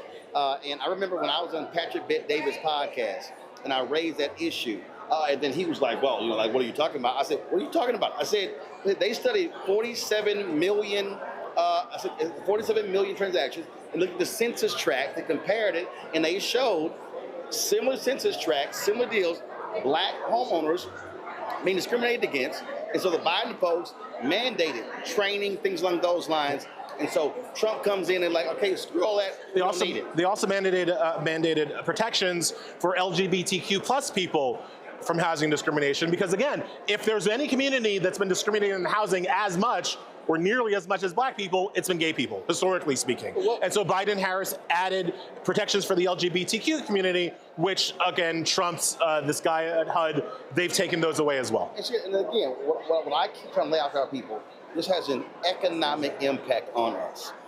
And so this is not just some thing. And what we know First house I tried to buy in my neighborhood. Listen, I actually, look, when I tried to buy a house before, what was interesting is they asked me and my wife they wanted to see deposit slips. And I was like, ain't nothing legal about that. And it was like, oh, so forget like what you say your income is, which was easily proven. They couldn't imagine that our income was more than $300,000-$400,000, and want to see actual deposit slips. I tell them, y'all can go to hell. My mistake was that I showed up at the home inspection. And I showed my blackety black ass up at the home inspection, and suddenly the white homeowners, they took their house off the market because they knew that they couldn't sell any. They knew that I was a lawyer by that point, that I would sue them. So they just straight up took their house off the market. And they were still just like, you know, oh, you should sue Allianz. It's like, man, you couldn't pay me to give those white people my money. Right. You couldn't, like, I will find another house, and I did. We've been there for 20 years. But like, the point is that this is real. This is not something that's a figment of people's imaginations. This is discrimination that happens to our people every day, every homeowner, every renter, and the wealth that is extracted from our community by white folks through their racism is shown most obviously in the housing situation, which is why they want to destroy the law. And look, and this also is one of the things that when we're talking about if you were a Democratic politician or whatever, why you have to campaign on this stuff. You got to make it plain. It can't just be sort of you just mention it in passing. It has to be made economically. It has to be made economically. That's how you have to make this argument. People to understand what's going on. Absolutely. You have to show them in dollars and cents. You have to show them, hey, have you ever faced racism, but they told you it was Equifax doing the racism, not your landlord? Actually, it's your landlord, and here's how my policies are going to help. It has to be that one-to-one clear. As we always say, okay, so folks out there, what can people do? Pay the damn attention, one, right? Just like be aware of what's happening, one. Two, a lot of housing discrimination happens at the local level. So when you are talking about housing discrimination, you are talking about state, local elections. You're talking about your local DA. You're talking about your local zoning board. You're talking about people that you vote for in off-year elections when Congress and the president aren't running. So for the love of, like, show up to those elections because those are the people that are actually going to impact your, you know, I live in New York City. We have a rent board. They're elected. We can change them anytime we want if we just show up in these off-years elections. So that's what I would say. And last point, we have midterm elections next year. Whether we but this November, this year, 2025, some of these local officials are up for election, and you can change literally how it works in your community if you show up in overwhelming numbers. Well, in the case of you've got New Jersey gubernatorial election, you've got Virginia gubernatorial election, you've got House up as well. And so this has to be where we're making this a point at candidates forums, challenging them on these issues. What are you going to do about this in the state legislature as the governor to make sure it doesn't happen? We don't have to completely rely on the federal government for these things. Which is lucky because the federal government ain't going to help us no way. Right, especially not this one. Right, not this one. So this is a great opportunity to kind of stretch those, what do the Republicans like to say, states' rights? It's time where you got to stretch some states' rights and take the power back that way. But also, again, like just having people focused and paying attention to it. I work for Progressive Publication. I'm in progressive networks. You know, the fair housing story, it's one of the ones that hasn't been talked about. I know you've been talking about it a lot on your show, but like this is a thing that is, again, directly taking money away from us. That's right. And people don't know about it. Billions. All right, Elliot, appreciate it. Thank you so much for having me. Thanks a bunch. Pat, the reason that conversation is critically important because I keep saying it, what Trump and MAGA wants to do, they want to target everything black. And a lot of folks are not paying attention to what's going on. And that whole issue with housing appraisals, where we are being impacted, losing billions upon billions of dollars, the right, they don't give a shit about that. Correct. See, also the private equity that's in housing these days, right? I mean, we've talked about it on the show where single family homes in like greater proportion than ever before are being owned by private equity. That's important because these business people who want to be racist and want to sell it to certain people and want to deny certain people's entrees into communities are going to be able to do that with impunity now if you know that the Fair Housing Act is gutted and that there's not going to be a Department of Justice or other officials who will be looking into that, cutting down the numbers of the lawyers who investigate that. That's going to have a measurable effect on black wealth and also just your ability, your God-given right to live where you want to live. And I'll say two things anecdotally that go to this point. I filed my first Fair Housing Act case last year in a situation in Houston, and it was a young man who was trying to rent an apartment, He didn't get it rented. They had a question about his finances. He goes into the office and he says, "Are you not renting this to me because I'm black?" And the woman said, "Yes." Wow. He answered yes in 2022. So it's a suit I filed last year.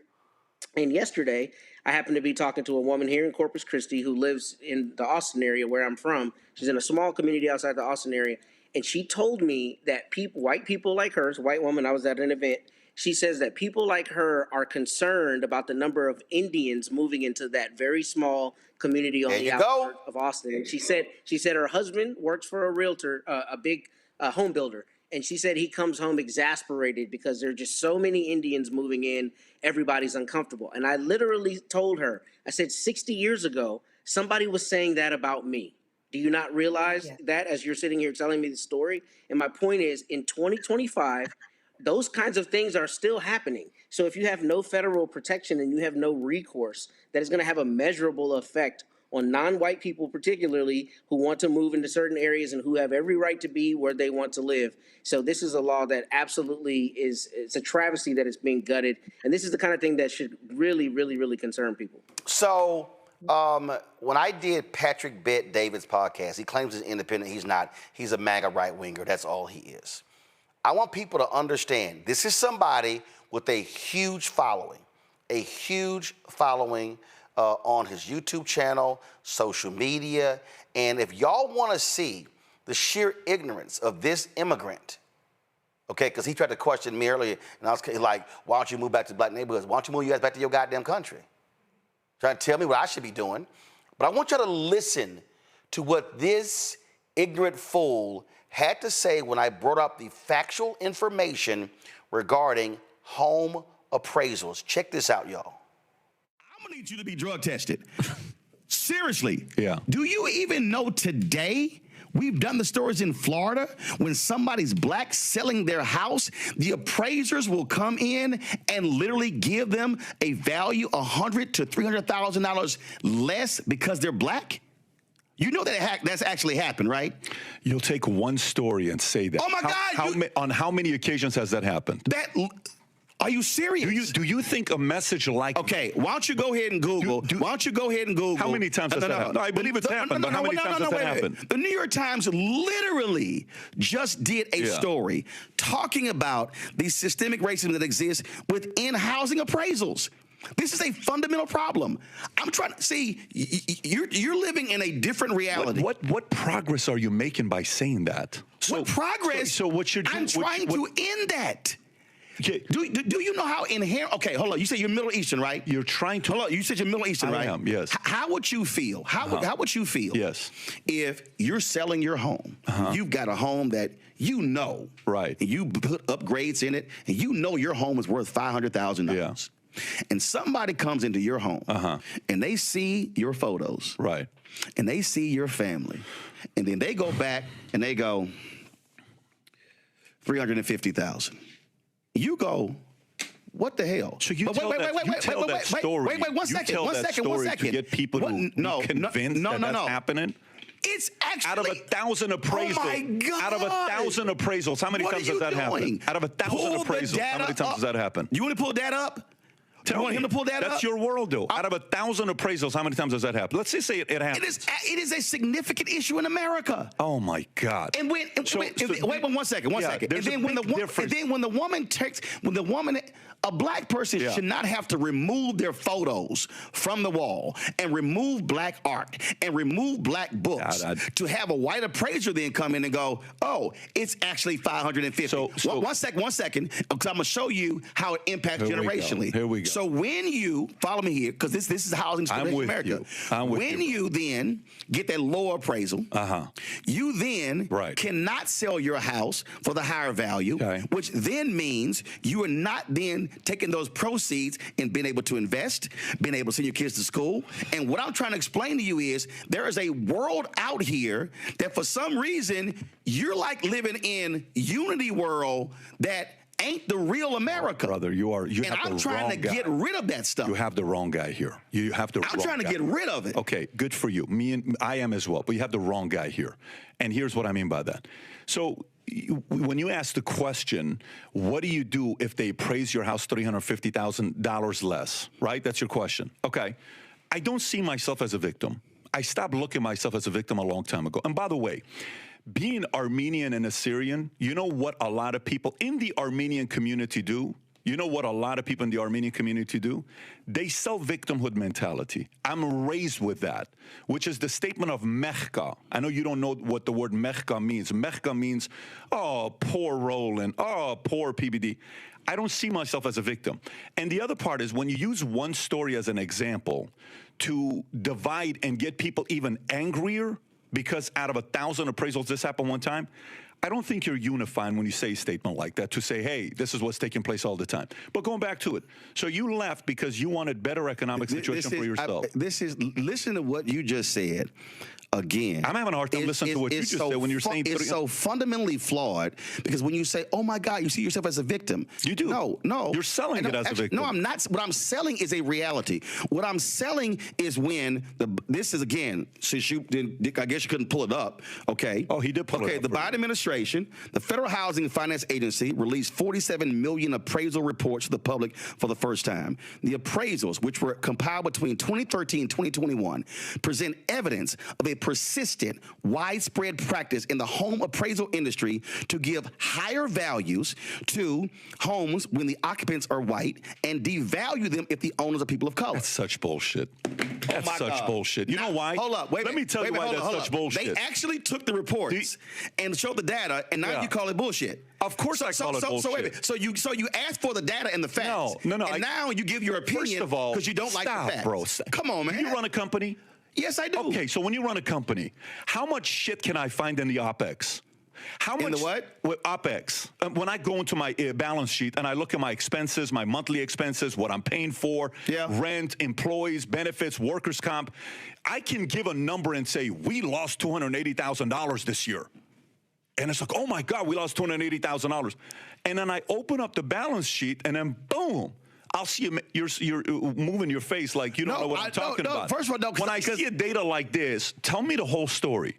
To jump to conclusion with something like this without seeing the entire story is ludicrous to make a comment like that. But analyzing the millions of appraisals by using census tracts as a proxy for neighborhoods and comparing communities with nearly identical housing stock, two researchers found that the results showed a clear correlation. The higher the proportion of white residents in each community, the higher the appraised value of individual homes. They compared similar data. See, again, you want to reject the facts. And what I'm trying to explain to you is I am refusing to constantly have people give data without me having access to the entire thing for their own benefit to divide So what you're saying is, in order for you need access to the 47 million home appraisals. I'd love to see yourself. I would love to see it. Okay, guess what? It's a federal agency. File a FOIA. I'd love to see it. File a FOIA. But here's file a what? A FOIA. Okay, so I'd love to see it. You know why? Here's the part. How often do you see data being used and we don't know the whole story? Both sides. How often? But first of all, we see data out there, but what I'm saying, I'm looking at data, actual data, and I'm also looking at a reality. And here's what I'm saying to you. And again, this is what you, for some reason, you're not fully accepting. What is the most consistent way Americans have been able to actually build wealth? It has been through housing. That's been historical. And when you are black in America, this is not an opinion, this is not a perspective, it's a fact. What we have seen is when you have been unable to enter the housing industry, meaning covenants saying you can't sell to black people, then when you actually buy a home and they've been grossly undervalued, that then limits you from being able to sell your home at a higher value and now take the profits and then create a business and then be able to send your kids to college. And what I'm saying to you is when that has been persistent, when you look at the appraisals, one, when you look at inability where you're buying a house, two, all of a sudden now you see a clear way how African Americans have been impacted, not historically, but still in present day. And what I'm saying to you is, whether you are Democrat or Republican, I want that to change. Hello, I'm Isaac. Right there. Drew, he could. I want to see the 47 million appraisals. This is what they do. So when you have the facts, then it's something else. A white man like Patrick Bet David, oh my God, you're being a victim. I'm being a victim because I'm stating fact. This is what these Republicans do. This is what these Republicans who are immigrants, who's Armenian, Syrian, or whatever the hell. The reality is Patrick Bet David gets to come to the United States and live like a white man. He gets to be seen as a white man. He doesn't have to take down his photos, but guess what? If you got black art, and you got black books, and you got black DVDs, and you got black family portraits, you gotta hide your shit because these white appraisers are taking you down.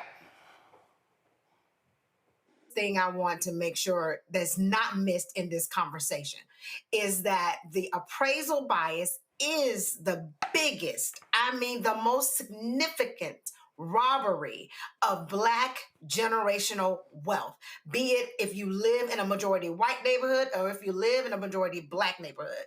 Not only is the appraisal happens, when you talk about what systemic racism is, when you talk about how it impacts our families generationally, if I am not in a community that is appraised appropriately, which means that means opportunities, that means access to healthcare, that means access to great schools, which means access to networking opportunities. Those are the things that impact us tremendously. And if we do not continue to shine a light, I'm going to go back to this.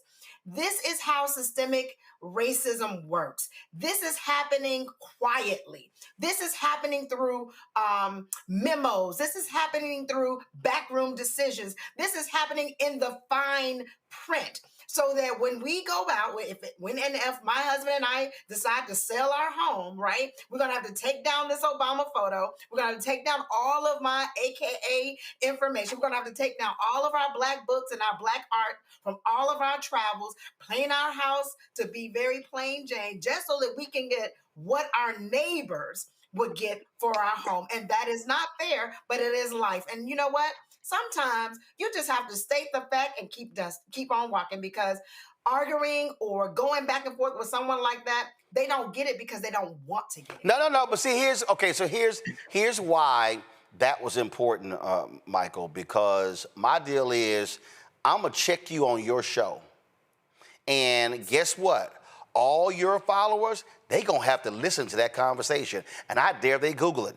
When I click the comment section of our video here, this sister here, she actually posted this comment. She said, Black realtor here, racism and appraisals is a huge issue. When listing homes, I strongly encourage my African-American sellers to remove all traces of themselves. Once I explain why, they understand. My job is to get them the most money possible, not tiptoe around their feelings. This guy's being willfully obtuse. And that's all this was. He did, you're just using one example out of 1,000. And then when you bring the data up, oh, I don't believe it. I want to see it for myself. Oh, data can be manipulated. Man, get the hell out of here. Well, he didn't know that you were coming with the facts. That's what it is. And that's why he had a guy sitting there who was pulling stuff up on the monitor. And I said, oh, you can't pull this one up. I literally told him the article, all they had to type in Google was New York Times, housing appraisals and racism. But it was like, oh, he just couldn't find it. So I was like, yeah, I can find it on my own phone. I'm going to read it to you. Absolutely. New York Times, widespread racial bias found in home appraisals. Easy to find, November 2nd, 2022. And this, what you said is so important. The Brookings Institute has been doing a lot of good work exposing this because the Brookings Institute has a piece on how racial bias in appraisals affects the devaluation of homes in majority Black neighborhoods. And our homes are devalued by approximately $162 billion. Okay, so that impacts generational wealth. That decreases our ability to pass on generational wealth to the next generation. And about 96% of home appraisers are white. Now, the Biden-Harris administration was doing work to combat that. Okay, And one of the things they did was took on racial bias and home appraisals and closed the black-white home misevaluation gap by 40%. Now all that stuff is going to stop. Is going to stop under the Trump administration, because anything dealing with race that they feel discriminates against white people, they're shutting down in the name of attacking DEI, diversity, equity, and inclusion. So I'm glad you showed that. But once again, this shows how policy impacts your economics. And you got a lot of people out here who spoke negatively about Vice President Kamala Harris, said don't vote for them, just focus on building businesses in your community, stupid shit like that. And I'm all for building businesses. I've been doing that, help Black people do that, help them get funding for it. But politics impacts your economics. So this is why this show is so important, because we are under an unprecedented attack that we haven't seen since the Jim Crow era. Well, again, real quick, go ahead. Economics. Politics, that I think if you could say that one more time, because for some of my brothers, politics impacts your economics. Yes. Yeah, politics impacts your economics. Politics is the legal distribution that scales wealth, power, and resources. So you have to understand how all this connects. I've been involved in writing public policy for the city of Detroit. I've helped Black people get grants to start businesses and expand their businesses, things like that. Yeah. Okay. I taught entrepreneurship for 7 years, so I understand. I've managed Black-owned companies that have had government contracts. Well, most employees were Black. Yeah. Listen, the bottom line here is real simple. Folk like Patrick Bet-David and these other conservatives, white conservatives, they want to deny what the reality is. That's what they simply do. Folks, another story here. We got the news today that Assata Shakur passed away in Cuba at the age of 78. Of course, many folks have heard the story of her, of course, fleeing to Cuba after being imprisoned here in the United States. You might have seen her name. You've seen her on shirts. You've seen people supporting her over the years. Of course, she was convicted in the killing of a New Jersey state trooper. She was a member of the Black Liberation Army. She was born Joanne Deborah Byron, Queens, New York. Her name became widely known in 1973 after a shootout at the New Jersey Turnpike that left State Trooper Werner Forster and fellow BLA member Zaid Malik Shakur dead. She was wounded in the incident and was arrested and later convicted of murder. In his death in 1979, she escaped from the Clinton Correctional Facility for Women in New Jersey with the help of armed allies. Years later, she has surfaced in Cuba, where Fidel Castro's government granted her political asylum. Her 1987 autobiography offered a personal account of her upbringing, political awakening, imprisonment, and escape. The book went on to become a touchstone for generations of activists. Shakur is survived by her daughter, Kukuya Shakur. Cleo Monago joins us right now. He, of course, has been involved in behavioral health. He's been involved Blacks Men Exchange, a number of different organizations. Joins us right now. And Cleo sent me if y'all have it, go ahead and show it. If you don't, Cleo sent me a photo today of him and Assata Shakur when he was in Cuba. Give me 1 second so I can pull this up. Give me 1 second so I can show y'all what it looked like. So this here is the photo here. So Cleo, tell us about how did you meet her? Well, I was in college and I got an opportunity to do a social political experience in Cuba, and I went there to meet Fidel Castro, who I also met, and Assata Shakur. I wasn't sure I was going to get the opportunity to meet Assata Shakur because of, as you just mentioned, the FBI, her being on the run, et cetera, and in exile, but I got the opportunity to meet her. And as you can see, I was a young chickadee at the time. And I see you got in the photo, was it Malcolm X shirt? Yeah, well, okay. I've been Black for a long time. I got you. Go ahead. Actively Black, as opposed to passively Black. But anyway, I got the chance to, she was across the room. I asked somebody that was with her, could I talk with her? So hold on. Okay, so give me the setting. You say she was across the room. Like what was this, a meeting? Was it a gathering? Was it activists? What was this? What was in this room? I was in Havana, Cuba, at a jazz concert. And Fidel Castro was going to be there and was there to speak to the crowd. And I did not even know that Assata was there. It was an evening. It was on the outskirts of Havana, Cuba. And I saw her, recognized her, and I alerted some people that were with her that I wanted to speak with her. She looked at me and she lit up for some reason and she said, sure. And we talked and I was very in awe of her because I know her history. I know why she ran. I know about her experience with the Black Panther Party. I know what kind of climate that this country was in. Black people were being killed left and right by the cops. She was part of the Black Panther movement that came into existence to resist the murder of Black people by cops, police brutality as it's called. And I was just very interested in talking with her, and we connected, we talked. We spent 2 days together. She told me about her experiences, her perspective. She's a brilliant, loving woman. During our conversation, she told me that I was a brilliant Black soul. That's the way she described me. And she said I reminded her of Fred Hampton, which I broke into tears unexpectedly when she said that. And she got out of her chair and she came and put her arm around me and told me she understood. And that was a very important bonding moment for us because right after that, she started talking about her struggle, her pain, missing her family, unable to see them again, because she was never coming back to the United States of America because, as far as she was concerned, she would never get a fair trial. Well, and in fact, in the New York Times obit, she was the first woman to land on the FBI's most wanted terrorist list and had a $2 million offer in state and federal money for her capture. Yeah, and I'll talk about that by underscoring that we talk about the issue of white supremacy all the time.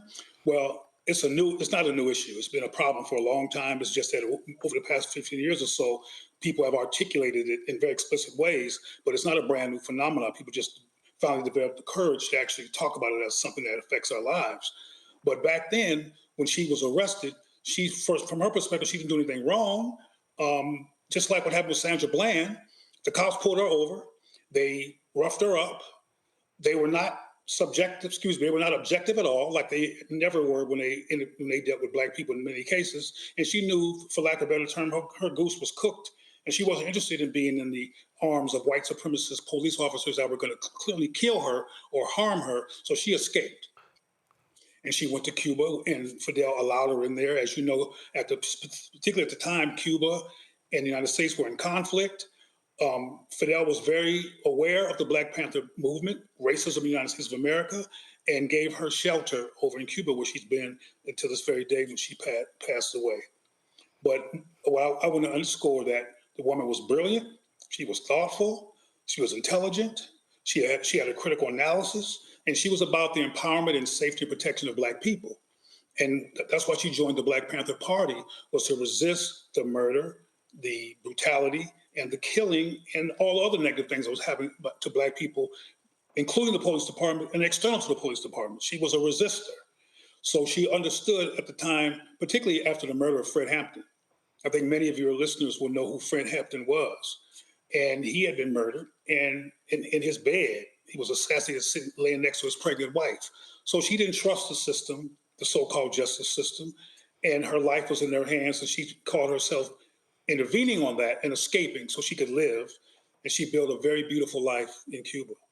All right, then. Cleo, we appreciate you joining us, sharing your thoughts on Assata Shakur. Thanks a bunch. Thank you for inviting me, Roland. It's good to see you, man. Likewise, sir. Michael, Matt, Drew, any thoughts on her passing? For me, I pray that, she rests in power, and that her family knows that the life that she lived, even though she had to be exiled to Cuba, that she's just resting in power and in truth. And I just wish that she would have been able to be with her family at that time. Michael, go. Roland, Assata Shakur, this is a big loss. She's an inspiration to generations, not just because she was the godmother of Tupac Shakur, but because former Black Panther Party member, Black Liberation Movement. And these brothers liberated her, as my teacher, Professor James Small, told me, who was in the movement. He said these brothers liberated her from prison. I was watching an interview from 2013 that former attorney Lennox Hines did on Democracy Now! And he broke down the case against her, the murder case against her and the New Jersey state trooper, against the New Jersey state trooper. And he broke down how she could not have done the crime, okay, because she couldn't even raise her hands above her head because of bullets that hit her. So he broke down the case, and she was convicted by an all-white jury. So this is the type of, as Cleo stated, this is the type of injustice that the Black Panther Party and the Black Liberation Movement, Black Liberation Army, this is what they were fighting against here in this country. And the fight continues today. Absolutely. Matt, anything? Yeah, the only thing I'm going to add is I saw something on Facebook right before the show that I thought was really important. There's a friend of mine who was saying that this is the kind of depth of conviction that people need to really model themselves after, number one, and to say as well, you know, that phrase that you see a lot on social media, we are not our ancestors. Well, this is exactly the kind of ancestor you should strive to be, a person who is going to live their commitment and their conviction as strongly as she did. And I'm hoping that this younger generation takes from that the drive to do the same in their own lives. All right, folks, that's it for us. I appreciate it. Drew, Matt, Michael, thank you so very much for joining us on the panel. Folks, Monday, I'm going to be coming to you live from South Carolina. Hall of Fame basketball player Alex English is having his celebrity golf tournament. I was invited to play in that, and so I'll be broadcasting from South Carolina, so we'll be here. What'd you say, Matt? Matt, what'd you say? Much love to the control panel. Matt, what'd you say? Say what? Oh, now you know what I'm saying? Now you self-muting? You self-muting now? Yeah, you are foul, deep in your. I was trying to show love to your staff. Oh, look at you. No, but you over there being demonstrative, so I thought you had something to say. So I'm like, go ahead and say it with your chest. I was telling your staff that I wasn't trying to throw them under the bus, but that I had to let you know that God don't like ugly. So that's all. But I can't trust none of y'all. God don't. I don't trust. No. What happened was I saw you over there being on demonstrative, so I was like, I'll call you. But then they know if I call your name, pull you up. See, so that's what they did. So they were doing their job.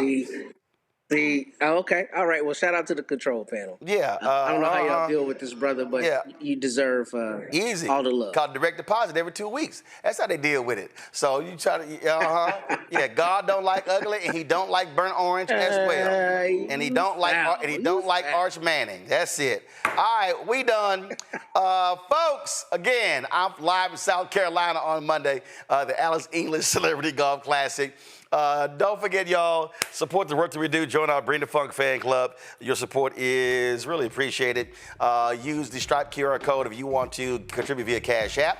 You see it bottom left-hand corner. PayPal's R Martin Unfiltered. Venmo's RM Unfiltered. Zelle. Roland at RolandSMartin.com. Roland at RolandMartinUnfiltered.com.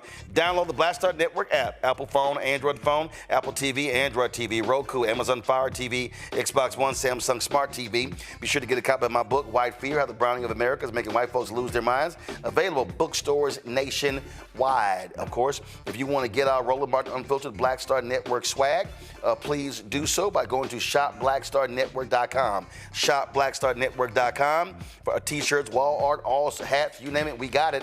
Also, if you want to support our black-owned products, you see all of these products to my left. You can see those. You got skin products. You got, you got relishes. You got sauces. You got shirts, crossword puzzles. You got black-owned toilet paper. You got all this sort of stuff right here. So support all of these products, and so you can get it right there. Shopblackstarnetwork.com. Shopblackstarnetwork.com.